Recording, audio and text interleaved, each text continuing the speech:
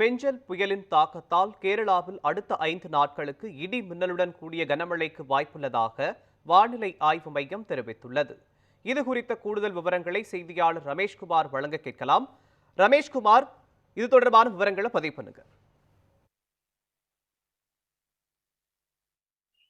மோகன், பெஞ்சல் புயல் தற்பொழுது கரையை கடந்த பிறகும் 3 மணி நேரமாக ஒரே இடத்தில் நிலை கொண்டிருக்கும் இந்த நிலையில் இதன் தாக்கம் என்பது கேரளாவிலும் தொடர்ச்சியாக அதிகரித்து வருகிறது. இதன் எதிரொலியாக கேரளாவில் வரும் 5 நாட்களுக்கு இடி மின்னலுடன் கூடிய கனமழைக்கு வாய்ப்பு இருப்பதாகவும், அதே போன்று நாளை மறுதினம் தனிமைப்பட்ட இடங்களில் கனமழை பெய்ய வாய்ப்பிருப்பதாகவும் வானிலை மையம் ஒரு எச்சரிக்கையை விடுக்கப்பட்டிருக்கின்றன.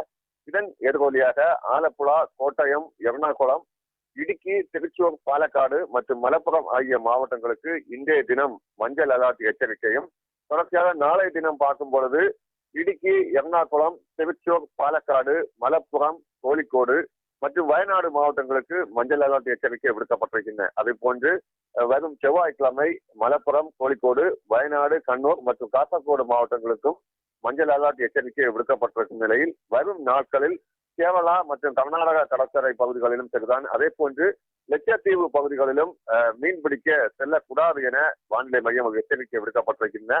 திங்கள் மற்றும் செவ்வாய்க்கிழமைகளில் கேரளா மற்றும் கர்நாடக கடற்கரை பகுதிகளில் மணிக்கு 35 முதல் 45 கிலோமீட்டர் வேகத்திலும் அவ்வப்போது 55 கிமீ வேகத்திலும் இந்த காற்று வீசும் என்பதால் மீனவர்களும் சரிதான், அதே போன்று பொதுமக்களும் மிகுந்த ஒரு எச்சரிக்கையோடு இருக்க வேண்டும் எனவும் தெரிவிக்கப்பட்டிருக்கிறது. மோகன்,